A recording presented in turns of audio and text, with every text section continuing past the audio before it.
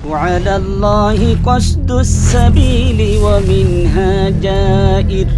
ইসলামের দৃষ্টিতে মাতৃভাষার গুরুত্ব, তাৎপর্য এবং ভাষা শহীদদের প্রতি আমাদের দায়িত্ব, করণীয় বিষয়ে আমরা আলোচনা করার চেষ্টা করছি। প্রাথমিক কথা হলো, বাংলা 1359 সন 8ই ফাল্গুন, ইংরেজি হলো 1952 সাল 21শে ফেব্রুয়ারি। জাহাজ প্রায় 72 বছর ধরে এই দেশ মাতৃকায় 21শে ফেব্রুয়ারি নামে ভাষা আন্দোলনের স্মরণ হিসাবে অত্যন্ত শ্রদ্ধা ও গাম্ভীর্যের সাথে উদযাপিত হয়ে আসছে। 1999 সালে ইউনেস্কোর 30তম সম্মেলনে দিবসটি আন্তর্জাতিক মাতৃভাষা দিবস হিসাবে মর্যাদা ও স্বীকৃতি লাভ করে। 2000 সাল সেই সময় থেকে এই দিনটি আন্তর্জাতিক মাতৃভাষা দিবস হিসাবে পালিত হচ্ছে। আজ জাতিসংঘের অধীনে প্রায় 189টি রাষ্ট্র এই দিবসটি মাতৃভাষা দিবস হিসাবে পালিত হচ্ছে। এই গৌরবগাথা কৃতিত্ব ও অর্জন একমাত্র আমাদের ভাষা সৈনিক ও ভাষা শহীদদের আত্মোৎসর্গের কারণেই হয়েছে। তাই আজ তাদেরকে আমরা শ্রদ্ধার সাথে স্মরণ করছি। মাতৃভাষা ব্যবহার এবং তার মর্যাদা রক্ষার জন্য বিশ্বের বিভিন্ন অঞ্চলে আন্দোলন হয়েছে এবং হচ্ছে, কিন্তু এতটা হয় না। যথা তুরস্ক, বুলগেরিয়ার মধ্যে, এশিয়ার অঞ্চলসমূহ এবং ভারতের উত্তরপ্রদেশে মাতৃভাষা নিয়ে আন্দোলন হয়েছে। তবে মায়ের ভাষার মর্যাদা রক্ষার দীপ্ত শপথ নিয়ে বাংলার কিছু অকুত ভয় বীর সন্তান নিজেদের তাজা রক্ত ঢেলে দিয়ে রচনা করে এক সূর্য সেনাত রক্তিম ইতিহাস, যা ভাষা আন্দোলনের তাৎপর্যকে আরো গভীরে নিয়ে গেছে। তার দৃষ্টান্ত কেবল এদেশের ভাষা সৈনিকরাই। ভাষার তত্ত্ব সম্পর্কে বলছি। ভাষা কত সংখ্যা আছে, কত ভাষা আছে পৃথিবীতে। আমরা আরেকবার এই তথ্যটা সম্পর্কে একটু চোখ বুলিয়ে নেই। পৃথিবীতে কতগুলো ভাষা রয়েছে তাই একমাত্র অনুমান করা খুব কঠিন। পৃথিবীতে যে কতগুলো ভাষা আছে তা সঠিকভাবে অনুমান করা সহজ না, কঠিন। যা ভাষার স্রষ্টা মহান আল্লাহ ছাড়া কেউ জানে না। আল্লাহই জানেন যে আসলে কতগুলো কি ভাষা সৃষ্টি করছেন। তবে কোনো জরিপের ধারণা মতে কিছু সংখ্যার তথ্য পাওয়া যায়। যেমন ভাষার সংখ্যা, একটি জরিপে তথ্য মতে ভাষার সংখ্যা হচ্ছে 3000 থেকে 8000 পর্যন্ত হতে পারে। কোনো ভাষা তথ্য বিজ্ঞানীদের মতে পৃথিবীতে 12 থেকে 13,000 ভাষা রয়েছে। বিশ্ববিখ্যাত ভাষাতাত্ত্বিক ডক্টর মোহাম্মদ শহীদুল্লাহর মতে পৃথিবীতে ভাষার সংখ্যা 2796টি। ইথনোলগ নামের ভাষা বিশ্বকোষের 2009-এ প্রকাশিত 16তম সংস্করণের হিসাব মতে জীবিত ভাষার সংখ্যা প্রায় 6909টি। তাহলে আরও কিছু ভাষা ছিল যা পৃথিবী থেকেই মরে গেছে, বিলুপ্ত হয়ে গেছে। উইকিপিডিয়ার তথ্য মতে পৃথিবীতে এই পর্যন্ত 7330টি ভাষার সন্ধান পাওয়া যায়। ইউনেস্কো জরিপ অনুযায়ী 6670টি ভাষা বিদ্যমান। তাহলে দেখা যাচ্ছে বিভিন্ন জরিপ, সব জরিপের মতামত এক নয়, মানে ভিন্ন ভিন্ন হয়ে গেছে। তার মানে সঠিক তথ্যটা কেউ বলতে পারে না। সঠিক তথ্য বলতে পারে কে? তাহলে আমরা একমাত্র আল্লাহ পাক ছাড়া কেউ জানে না। তাহলে আমাদেরকে ধারণা করতে হবে এই পৃথিবীতে অসংখ্য ভাষা, মায়ের ভাষা আল্লাহ পাক দান করেছেন এবং অসংখ্য জাতি তৈরি করেছেন।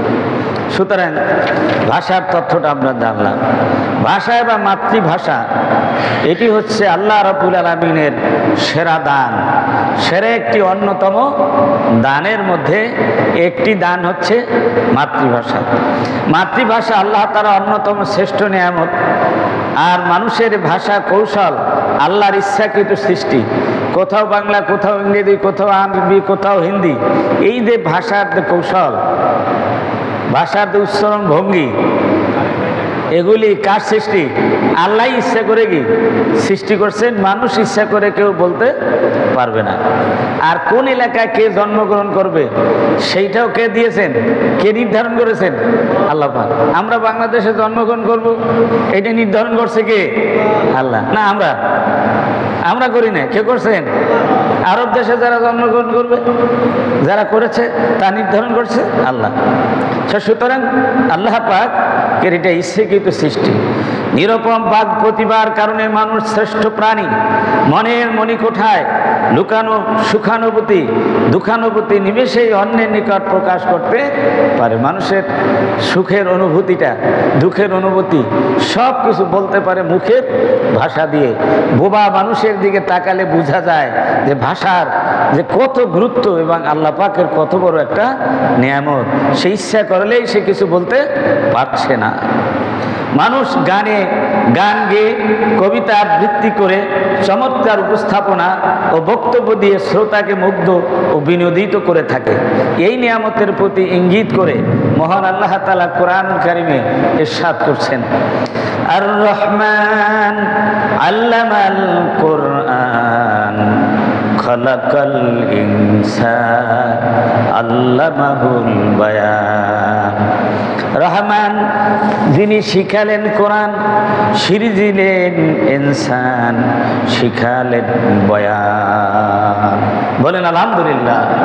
আল্লাহ পাকের দয়া, তিনি আমাদের কোরআন শিক্ষা দিয়েছেন, আমাদেরকে সৃষ্টি করেছেন এবং মুখের ভাষা জ্ঞান দান করেছেন। আলোচ্য আয়াতের মাঝে আল্লাহ তাআলা তালিমুল বয়ান তথা উপস্থাপন জ্ঞান শিক্ষা প্রদান করার কথা বলার মাধ্যমে ভাষা শিক্ষার প্রতি ইঙ্গিত করেছেন। তালিমুল বয়ান, যে বয়ান শিক্ষা দিয়েছেন। আজকে অনেকে অনেক বয়ান দিচ্ছে, ঠিক না? এই বয়ান যদি মুখের ভাষা আল্লাহ পাক না দিতেন তাহলে কি দেওয়া সম্ভব হতো? তাহলে ওই আল্লাহর শুকরিয়া আদায় করতে হবে। ভাষার বিভিন্নতা আল্লাহ তাআলার কুদরতের অন্যতম নিদর্শন। আল্লাহ রাব্বুল আলামিন এই প্রসঙ্গে কোরআনুল কারীমের সূরা আর-রুমের 22 নম্বর আয়াতে বলেছেন, ওয়া মিন আয়াতিহি খালকুস সামাওয়াতি ওয়াল আরদি ওয়া ইখতিলাফু আলসিনাতিকুম ওয়া আলওয়ানিকুম ইন্না ফি যালিকা লাআয়াতিল লিল আলিমিন।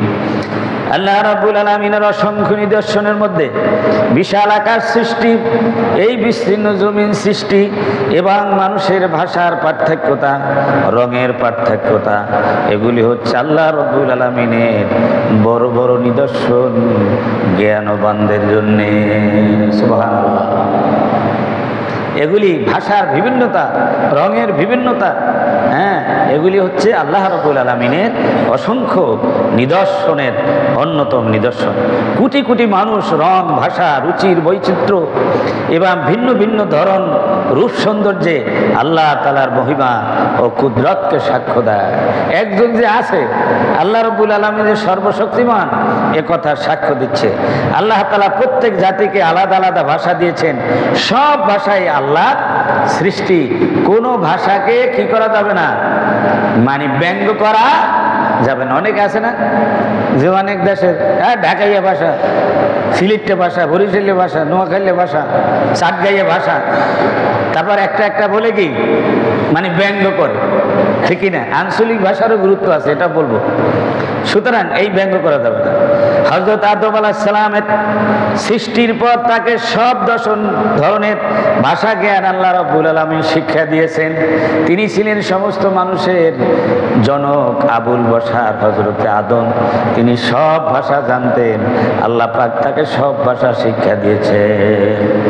কোরআনে কারীমের সূরা বাকারার 31 নম্বর আয়াত আল্লাহ পাক বলেন, ওয়াল্লামা আদামাল আসমাআ কুল্লাহা তুম্মা আরাদাহুম আলাল মালাইকা।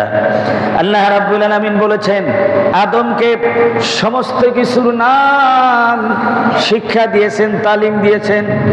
এরপরে এই নামগুলির ব্যাপারে সমস্ত ফেরেশতাদের সামনে পেশ করলেন।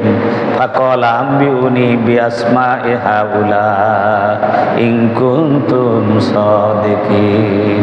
ও ফেরেশতারা, তোমরা যদি সত্যবাদী হয়ে থাকো তাহলে এই সবগুলির নাম বলো তো দেখি। কে বলতে পারছেন? হযরত আদম, কিন্তু ফেরেশতারা বলতে পারে না। এখানে যে আম্বিউনি শব্দ, এই আম্বিউনি শব্দের দ্বারা ইঙ্গিত করা হয়েছে পৃথিবীর সকল ভাষা সম্পর্কে। ক্বালু সুবহানাকা লা ইলমা লানা ইল্লা মা আল্লামতানা ইন্নাকা আনতাল আলিমুল হাকীম।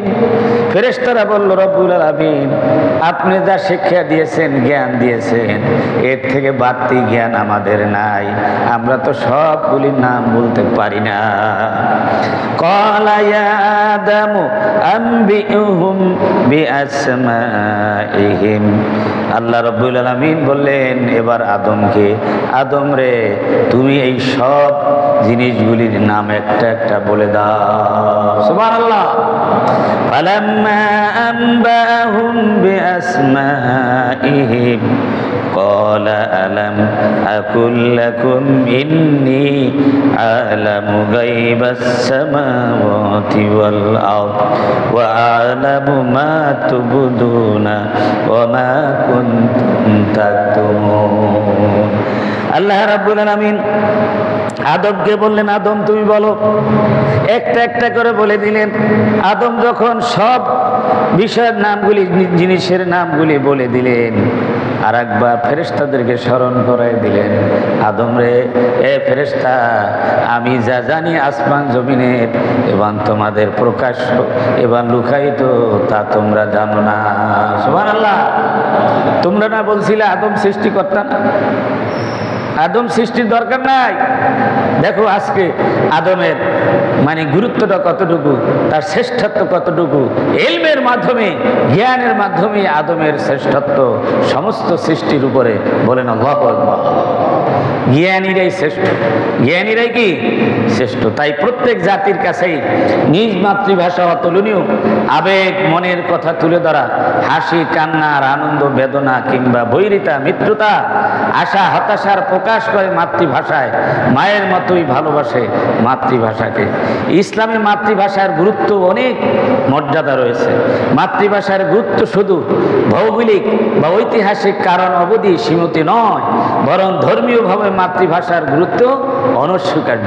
যে এক এলাকায় বসবাস করলাম, সেই এলাকার ভাষা দিয়ে কথা বললাম, শুধু এই ভৌগোলিক এলাকায় গুরুত্বই নয়, বরং ইসলামে মানুষের ভাষাকে বিভিন্নভাবে মর্যাদা গুরুত্ব দিয়েছে। ভাষা মানুষের জন্মগত অধিকার ও সহজাত প্রবৃত্তি। এটা তার অস্থি মজ্জা, রক্ত মাংসের সঙ্গে নিবিড়ভাবে সম্পর্কিত। এই অধিকার মানুষ থেকে ইসলাম কেড়ে নেয় না। যদি কেউ কেড়ে নিতে চায় তাও কেউ ছাড় দেয় না। জোরে বলেন ঠিক কিনা? এইটা কেড়ে নেয় না, এটা তার এই অধিকার। মায়ের প্রতি সন্তানের আকর্ষণের মতোই মাতৃভাষার প্রতি আকর্ষণ স্বভাব। ধর্ম ইসলাম মানুষের এ স্বাভাবিক আকর্ষণ সহজেই স্বীকার করে নিয়েছে। কোরআন কারিমে সূরা রুমের 30 নম্বর আয়াত দ্রষ্টব্য। আল্লাহ তাআলা প্রত্যেক নবী রাসূলকে স্বজাতীয় ভাষা দিয়ে পাঠিয়েছেন। ভাষার, মাতৃভাষাতে গুরুত্ব এবং মাতৃভাষায় যে নিজের সমস্ত মানে সুখ এবং দুঃখের কথা, প্রয়োজনীয় কথাগুলি মাতৃভাষায় ব্যক্ত করাতে খুবই গুরুত্ব। এই জন্য আল্লাহ রাব্বুল আলামিন প্রত্যেক নবীকে পাঠিয়েছেন নিজের কওমের ভাষা দিয়ে। যেমন আল্লাহ রাব্বুল আলামিন সূরা ইব্রাহিমের 4 নম্বর আয়াতে বলেছেন, ওমা আরসালনা মির রাসূলিন ইল্লা বিলিসানি কওমিহি লিয়ুবাইয়িনা লাহুম ফায়ুদিল্লিল্লাহু মান ইয়াশাউ ওয়া ইয়াহদি মান ইয়াশা ওয়া হুয়াল আজিজুল হাকীম। আল্লাহ রাব্বুল আলামিন বলেন, এই পৃথিবীতে যত নবী রসুল প্রেরণ করেছি সমস্ত নবী রসুলকে লিসানে কওম, তার সম্প্রদায়ের তার কওমের ভাষা দিয়ে আমি পাঠিয়েছি। কেন? লিউবাইয়িনা লাহুম, যাতে করে তাদেরকে প্রয়োজনীয় বিষয়গুলি বয়ান করতে পারে। আল্লাহর পক্ষ থেকে হেদায়েতের কথাগুলি তাদের সামনে বয়ান করতে পারে। সুতরাং যারা এই নবীর কথা গ্রহণ করবে তারা হেদায়েত পাবে, আর যারা নবীর কথা গ্রহণ করবে না তারা হেদায়েত পাবে না। তাই দেখা যায় হযরত দাউদ আলাইহিস সালামের উপর জবুর কিতাব ইউনানি তথা গ্রিক ভাষায় অবতীর্ণ হয়েছে। হযরত মূসা আলাইহিস সালামের উপর তাওরাত হিব্রু বা ইব্রানি ভাষায় অবতীর্ণ হয়েছে। হযরত ঈসা আলাইহিস সালামের উপরে ইনজিল সুরিয়ানি ভাষায় অবতীর্ণ হয়েছে। এ কারণেই বিশ্বনবী জনাবে মুহাম্মদ রাসূলুল্লাহ সাল্লাল্লাহু আলাইহি সাল্লামের উপরে কোরআন আরবি ভাষায় অবতীর্ণ হয়েছে। যেমন আল্লাহ রাব্বুল আলামিন কোরআনুল কারীমের সূরা ইউসুফের 2 নম্বর আয়াতে বলেছেন, ইন্না আনজালনাহু কুরআনান আরাবিয়্যান লাআল্লাকুম তাকিলুন।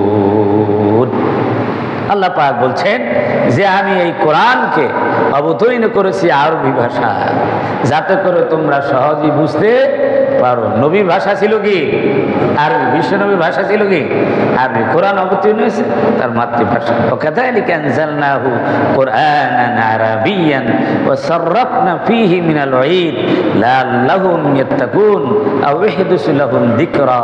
সূরা তাহা 113 নম্বর আয়াত। এটা একই কথা বলা আছে। পৃথিবীর সর্বশ্রেষ্ঠ নবী মুহাম্মদুর রাসূলুল্লাহ সাল্লাল্লাহু আলাইহি সাল্লাম এই মাতৃভাষাকে উপেক্ষা করেননি। তিনি এই মাতৃভাষার গুরুত্ব দিয়েছেন। বিশেষ হিকমতের কারণে তিনি ছিলেন উম্মি নবী, নিরক্ষর, অর্থাৎ তিনি লিখতে জানতেন না এবং বইপত্র পড়তে জানতেন না, মানুষের লেখাগুলি, কিন্তু আল্লাহটা পড়তে জানতেন। আল্লাহু আকবার। এই উম্মি নবী ইসলামের দাওয়াত পৌঁছাতে মাতৃভাষার প্রতি গুরুত্ব আরোপ করেছেন। মাতৃভাষা নিয়ে গর্ব করা যায়। ইসলাম মাতৃভাষা নিয়ে গর্ব করাকে অবৈধ মনে করে না। বিশ্বনবী মুহাম্মদ সাল্লাল্লাহু আলাইহি ওয়াসাল্লাম মায়ের ভাষায় কথা বলতে তিনি গর্ববোধ করতেন। আমাদেরকেও গর্ববোধ করতে হবে, ঠিক না? আমরা বাংলা ভাষাভাষী। বিশ্বনবী ছিলেন আফসাহুল আরব, অর্থাৎ আরবদের মধ্যে সবচাইতে শ্রুত মধুর ভাবে তিনি স্থানকাল পাত্র ভেদে সুন্দর ভাষা দিয়ে কথা বলতে পারতেন। তিনি কুরাইশ বংশের সন্তান, কিন্তু বেড়ে উঠেছেন আরবের প্রসিদ্ধ সাদ বিন বকর গোত্রে। সাদ বিন বকর গোত্র ছিল হালিমাতুস সাদিয়া রাদিয়াল্লাহু তাআলা, যেই বংশের মহিলা ছিলেন সেই হালিমাতুস সাদিয়া রাদিয়াল্লাহু তাআলার কোলে দুধ পান করেই নবী করিম সাল্লাল্লাহু আলাইহি ওয়াসাল্লাম বড় হয়েছেন। আর সেখান থেকে ছোট্টকালে তিনি এই সুন্দর সহি বিশুদ্ধ আরবি শিখেছেন। বিশ্বনবী বলতেন, আরবদের মধ্যে আমার ভাষা সর্বাধিক সুফলিতা, তোমাদের চাইতো আমার ভাষা অধিকতর মার্জিত ও সুফলিতা।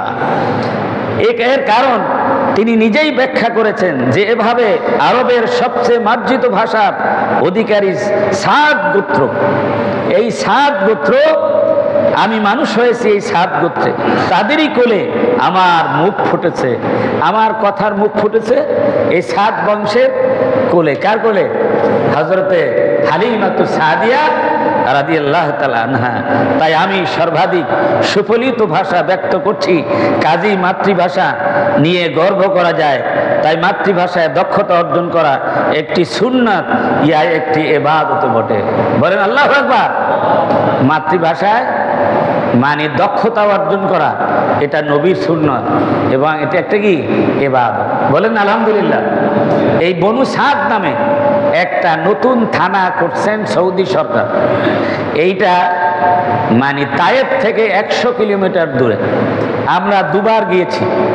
আমি 2 বার গিয়েছি সেইখানে আল্লাহ রসুল যেই মানে বাড়িতে বড় হয়েছেন হজরতে মা হালিমাতু সাদিয়া রাদিয়াল্লাহু তাআলা কোলে, সেই বাড়ি আমরা দেখেছি। অনেকে যায় না, তায়েফ পর্যন্ত যায়, কিন্তু তায়েফ থেকে আবার 100 কিলোমিটার দূরে গ্রামের পথে, অনেক দূর পথ, সেই পথে মানে অনেকে যায় না, কেউ কেউ যায়। তো আমরা 2 বার গিয়েছিলাম।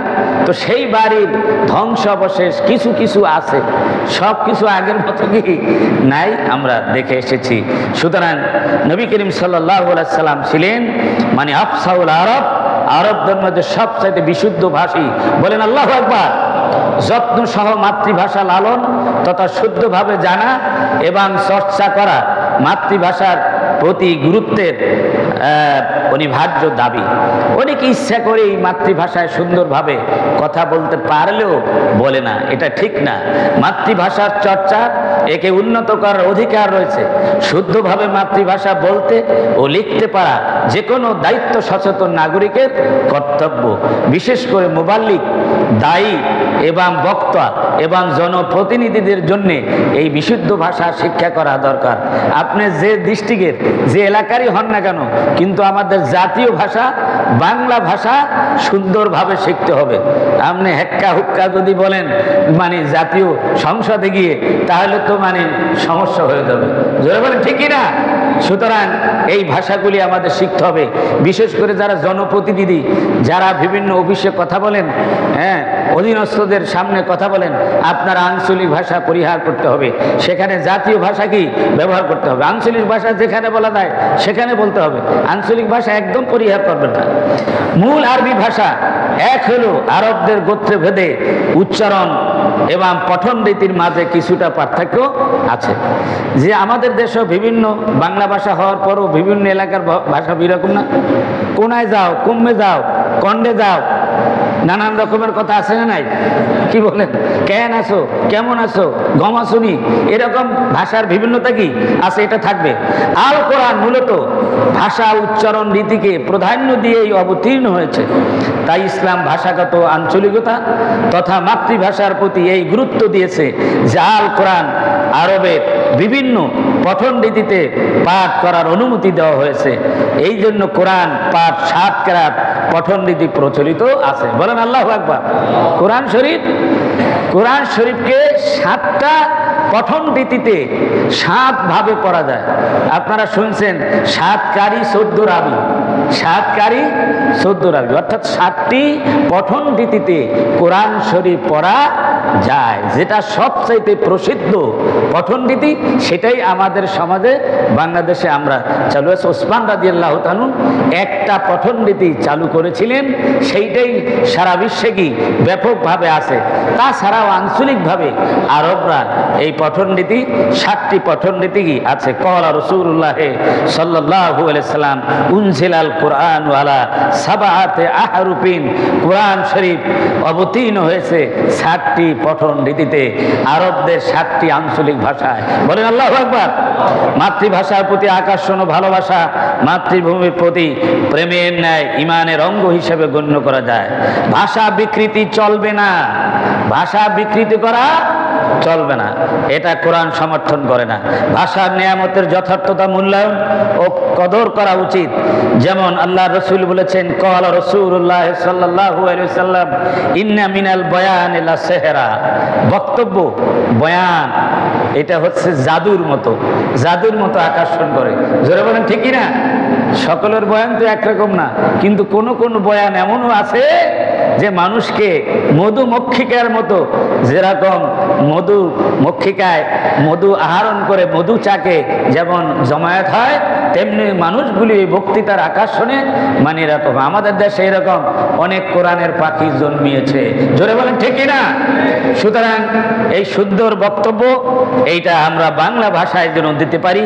একজন নাগরিক হিসাবে মাতৃভাষায় পাণ্ডিত্য অর্জন করা প্রথম দায়িত্ব। মুসলিম হিসাবে এটি একটি উৎকৃষ্ট জিহাদ। বিভাগ, আপনি এমএ পাস করেছেন, আপনি ডাবল এমএ করেছেন, ইংরেজি ডাক্তার হয়েছেন, অনেক কিছু হয়েছেন, কিন্তু আজও পর্যন্ত আপনি বিশুদ্ধ বাংলায় কথা বলতে পারেন না। এটা আপনার দুর্বলতা, এটা আপনার কি দুর্বল। আন্দোলন করলেন বিশুদ্ধ বাংলা সর্বত্র ব্যবহার করবেন, আর এখন হ্যাং ট্যাং বলতেছেন, এটা কি মানায়? এই জন্য বিশুদ্ধ ভাষা শিক্ষা করা এটা একটা গুরু দায়িত্ব। কখনোই অশুদ্ধ শব্দ বা বাক্য উচ্চারণ করবেন না, কখনো মিথ্যা বাক্য ব্যবহার করবেন না। বিশুদ্ধ ভাষায় কথা বলতে হবে। মাতৃভাষায় সৎ কাজের আদেশ আর অসৎ কাজের নিষেধ করা তথা দাওয়াত ফি সাবিলিল্লাহর দায়িত্ব পালন করা, এটা একটা ভাষার অন্যতম নিয়ামতের শুকরিয়া। ভাষার অপপ্রয়োগ থেকে নিজেকে বিরত রাখতে হবে। মনে রাখতে হবে, মাতৃভাষায় সুন্দর ও শুদ্ধ উচ্চারণে মার্জিতভাবে কথা বলাকে যদি বলা হয় স্বর্ণ, আর সেই কথাই যদি হয় সৎ কাজের আদেশ, অসৎ কাজের বারণ এবং অপরের কল্যাণ কামনা, তবে তা হবে হীরার চেয়েও দামি, হীরার চেয়েও দামি। এই জন্য বাংলা ভাষায় আমরা মানুষকে সৎ উপদেশ দিব ইনশাআল্লাহ। প্রিয় নবী সাল্লাল্লাহু আলাইহি সাল্লাম সকল বিষয়ে আমাদের আদর্শ। তিনি বিশুদ্ধ ভাষায় কথা বলতেন এবং বিশুদ্ধ ভাষায় কথা শুনতে তিনি অভ্যস্ত ছিলেন, সুতরাং তাকে আমাদের অনুকরণ করতে হবে। এবারে বলবো ইসলামের দৃষ্টিতে ভাষা আন্দোলন ও বা ভাষা শহীদদের মর্যাদা সম্পর্কে। মহান আল্লাহ তাআলা এই দুনিয়ায় সকলকে সমান করে সৃষ্টি করেছেন। ধর্ম, বর্ণ, অঞ্চল বা অন্য কোনো কারণে কোনো জনগোষ্ঠীকে তাদের মৌলিক অধিকার থেকে বঞ্চিত করার বা শোষণ করার অধিকার কারো নেই। জুলুম, বঞ্চনা ও বা শোষণ থেকে আত্মরক্ষা করা এবং নিজের অধিকার আদায় করার জন্য সক্রিয় ও সচেষ্ট হওয়া মুমিনের দায়িত্ব, অধিকার বলে কোরআন কারিমে ঘোষণা করা হয়েছে। মুমিনের বৈশিষ্ট্য সম্পর্কে আল্লাহ রাব্বুল আলামিন কোরআন কারিমে সূরা সূরার 39 নম্বর আয়াতে বলছেন, ওয়াল্লাযীনা ইযা সাবাহুমুল বাগিয়ু হুম ইয়ান্তাসিরুন। এর অর্থ হলো যারা অত্যাচারিত হলে প্রতিরোধ গড়ে তোলে। অত্যাচার তারা শুধু পিঠ পেতে সহ্য করে যায় না, বরং নিজেদের হক অধিকার আদায় করার জন্য তারা সম্মুখভাবে কি এগিয়ে যায়। এখানে আরবিতে ইন্তেসার শব্দ ব্যবহার করা হয়েছে, যার অর্থ নিজেকে সাহায্য করা, জুলুম প্রতিরোধ করা, জালিমের উপর বিজয় হওয়া বা ন্যায়সঙ্গত প্রতিশোধ গ্রহণ করা। হাদিসের আলোকে আমরা জানতে পারি যে দিন এবং নিজের বৈধ অধিকার, প্রাপ্য সম্পদ, পরিবার ও নিজের প্রাণ রক্ষার জন্য কথা বলে, দাবি করে বা চেষ্টা করে যদি কেউ নিহত হন, তবে তিনি শহীদ বলে গণ্য হবে। সুতরাং এই ভাষা আন্দোলনে যারা প্রাণ দিয়েছেন, স্বাধীনতা আন্দোলনে যারা প্রাণ দিয়েছেন, ইমান যদি থাকে, মুসলমান হলে সে শহীদ হবে। অন্য জাতি তাকে শহীদ বলে আখ্যায়িত করা যাবে না। শহীদের একটা কচু পাতার পানি না, যেখানে সেখানে আপনি রাখবেন পাগলের মতো। কথা বুঝতে পেরেছেন? সুতরাং শহীদ হবে কারা? যারা ইমান, যাদের কি ছিল? ইমান ছিল, তাদের পূর্বে এই টাইটেল দেওয়া যাবে। হযরত সাদ ইবনে ইয়াজিদ রাদিয়াল্লাহু তাআলা বলেন, ক্বালা রাসূলুল্লাহ সাল্লাল্লাহু আলাইহি ওয়াসাল্লাম, মান কুতিলা দুনা মালিহি ফাহুয়া শহীদুন ওয়া মান কুতিলা দুনা আহলিহি আও দুনা দামিহি আও দুনা দীনিহি ফাহুয়া শহীদুন। নবী করিম সাল্লাল্লাহু আলাইহি ওয়াসাল্লাম বলেছেন, যারা নিজের বৈধ সম্পদ রক্ষার জন্য, যারা রক্ষা করতে গিয়ে নিহত হয় এবং যারা পরিবারকে রক্ষা করতে গিয়ে, যারা নিজের জীবনকে রক্ষা করতে গিয়ে, যারা দ্বীন ইসলামকে রক্ষা করতে গিয়ে যারা শহীদ, যারা নিহত হয়ে যায়, আল্লাহ নবী বলেন তারা সবাই শহীদ বলে পরিগণিত হবে। সুবহানাল্লাহ, তারা সবাই কি শহীদ। ওয়ান ইবনে আব্বাস রাদিয়াল্লাহু তাআলা ক্বালা রাসূলুল্লাহ সাল্লাল্লাহু আলাইহি ওয়াসাল্লাম, মান কাতালা দুনা মাজলামাতিহি ফাহুয়া শহীদুন। যারা অধিকার রক্ষার জন্য আন্দোলন করে এবং তাতে যদি মারা যায়, তারা কি হবে? শহীদ হবে। তাহলে আমরা ভাষা শহীদদেরকে, যারা ভাষার আন্দোলন করতে গিয়ে শহীদ হয়েছে, ভাষার মর্যাদার অধিকার রক্ষার জন্য, দেশ রক্ষার জন্য, তাদেরকে আমরা কি বলতে পারি? শহীদ বলতে পারি। এই শহীদের প্রতি আমাদের কিছু দায়িত্ব আছে, আছে না নাই? আছে না নাই? তিনটা মৌলিক দায়িত্বের কথা বলবো। প্রথম দায়িত্ব হলো তাদের প্রতি কৃতজ্ঞতা প্রকাশ করা, দ্বিতীয় দায়িত্ব হলো তাদের জন্য দোয়া করা, আর তৃতীয় দায়িত্ব হলো মাতৃভাষার মর্যাদা প্রতিষ্ঠায় তাদের রেখে যাওয়া দায়িত্ব আঞ্জাম দেওয়া, এই তিনটা কাজ করতে হবে। এক নম্বরে কি করতে হবে? কৃতজ্ঞতা প্রকাশ করতে হবে। হাদিস শরীফ বলছে, মান লাম ইয়াশকুরিন নাস লাম ইয়াশকুরিল্লাহ, যে মানুষের শুকর আদায় করে না, কেউ যদি কিছু উপকার করে তার কৃতজ্ঞতা স্বীকার করা নৈতিক দায়িত্ব। যদি কেউ করে তাহলে সে আল্লাহরই শুকরিয়া আদায় করলো, আর যদি না করে তাহলে আল্লাহ শুকরিয়া আদায় করলো না। দুই নাম্বার হলো, কেউ যদি উপকার করে তার জন্য দোয়া করা নৈতিক দায়িত্ব হয়ে যায়।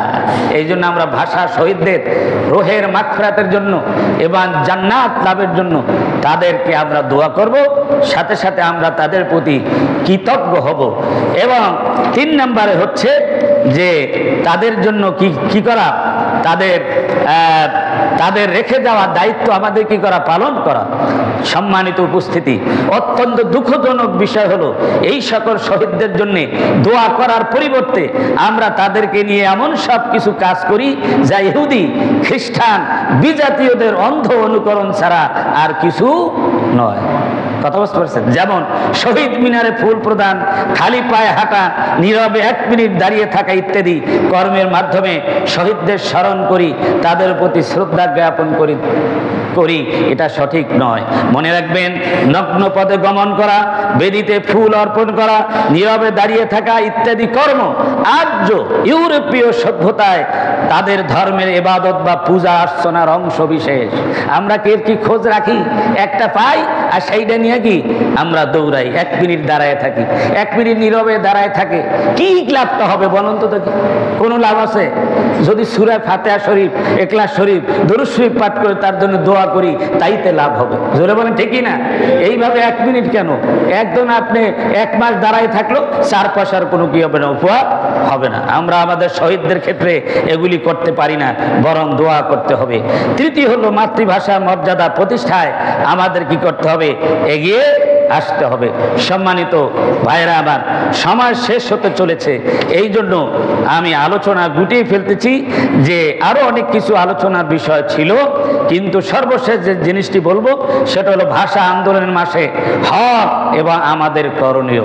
আমাদের করণীয়টা কি? আমাদের দায়িত্বটা কি? দায়িত্ব হচ্ছে যে ভাষা এত কষ্ট করে ভাষার মর্যাদা প্রতিষ্ঠা করলো, তাহলে এখন আমাদের কি করতে হবে? 1 নম্বর, আমাদের মাতৃভাষায় বাংলায় 2 দিন ইসলামের চর্চা করতে হবে, জানতে হবে, বুঝতে হবে। মাদ্রাসায় না পড়ার অজুহাত দেওয়া যাবে না যে আমি তো মাদ্রাসায় পড়ি নাই বাবাজি, এখন মাদ্রাসায় পড়া লাগবে না।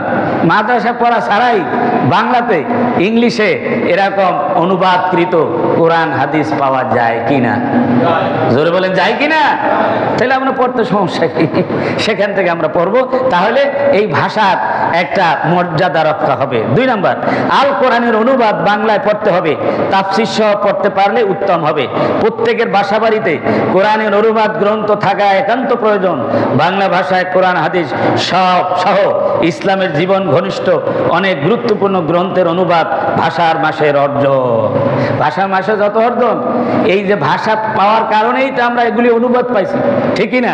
আজকের মিশরের, সৌদি আরবের, ইউরোপের, আমেরিকার বড় বড় মানে রাইটারের লেখা যে অনুবাদ আমরা বাংলাতে পাই কি করে? এই ভাষা পাওয়ার কারণে। জোরে বলেন ঠিকই না? সুতরাং করতে বাংলা ভাষায় 3 নম্বর, বাংলা ভাষায় হাদিস গ্রন্থের বিশেষভাবে সিয়াসেতের অনুবাদ সহ পড়বেন। আমলি জিন্দেগিকে সুন্দর করার জন্য বিশ্বনবী সাল্লাল্লাহু আলাইহি ওয়াসাল্লামের দৈনন্দিন জীবনের আমল ও জীবন চরিত্র জানার জন্য পড়তে হবে শামায়েলে তিরমিজি। শামায়েলে তিরমিজি বাংলায় আসছে, অনলাইনে প্রচার হচ্ছে যে এই বইটা তার ঘরে থাকবে, জীবন্ত নবী যেন তার ঘরে আছে। সুবহানাল্লাহ বলেন। অর্থাৎ নবী করিম সাল্লাল্লাহু আলাইহি সাল্লামের সমস্ত দৈনন্দিন জীবনের কর্মকাণ্ড এই বইতে আছে। এরপরে বলছি, গুগল সার্চ দিয়ে প্লে স্টোর থেকে কোরআন হাদিসের অ্যাপস ডাউনলোড করে মোবাইলে বাংলা ভাষায় রাখবেন এবং পড়বেন। আরেকটি দায়িত্ব হচ্ছে বিশুদ্ধ সুন্দর প্রাঞ্জল ভাষায় উপস্থাপনা ও কথা বলার জন্য বাংলা ভাষায় দক্ষতা অর্জন করতে হবে। নিজ মাতৃভাষায় কথা বলার দক্ষতা অর্জন করা চেষ্টা করা শুধু একটা শিল্পই নয়, বরং বিশ্বনবীর এটি একটি সুন্নাত এবং ইবাদত বটে। নিজ এবং সন্তানদেরকে সেভাবেই গড়ে তুলতে হবে। উল্লেখ্য যে আন্তর্জাতিক ভাষায়, আঞ্চলিক ভাষায় কথা বলা ও ভাষার অলংকার সৌন্দর্য, আঞ্চলিক ভাষা পরিহার করতে বলা হয় নাই। অর্থাৎ যেখানে আঞ্চলিক লোকেরা থাকবে সেখানে আঞ্চলিক ভাষা কি আমি বলবো, এটা পরিহার, এটা তো মায়ের ভাষা। কিন্তু জাতীয় ভাষা সেইটা সর্বত্র বলতে হবে। কথা উপস্থাপনার সর্বত মিথ্যা পরিহার করতে হবে। বাংলা ভাষায় সৎ কাজের আদেশ দেওয়া, অসৎ কাজে পরিহার করার দাওয়াত দিতে হবে। ভাষার অপপ্রয়োগ থেকে নিজেদেরকে বাঁচিয়ে রাখতে হবে। সর্বোপরি আমাদেরকে দেশকে ভালোবাসতে হবে এই ভাষার অর্জনের মাধ্যমে। এই সব কথাগুলি বললাম। আরও কিছু কথা ছিল যে আমরা কি পাইলাম এবং কি পাইলাম না, ভবিষ্যতে আমরা কি পাবো, সব কিছু একজন সম্মানিত হাজরিন। সুতরাং আমরা যে ভাষার উপরে আজকে ঐতিহাসিক ভাষা দিবসের হওয়ার কারণেই, সংগতি কারণেই আমরা ইসলামের দৃষ্টিতে মাতৃভাষার গুরুত্ব, মর্যাদা এবং বাংলা ভাষার আন্দোলনের এই শহীদদের প্রতি আমাদের দায়িত্ব করণীয় সম্পর্কে মুক্তাসর কথা আপনাদের সামনে পেশ করলাম। আল্লাহ পাক এগুলি অনুধাবন করে আমাদেরকে আমল করার তৌফিক দান করুন। সকলে বলেন আল্লাহুম্মা আমিন। সম্মানিত হাজরিন, যে আমাদের পবিত্র রমজান মুবারক আসন্ন, আর কয়েকদিন পরেই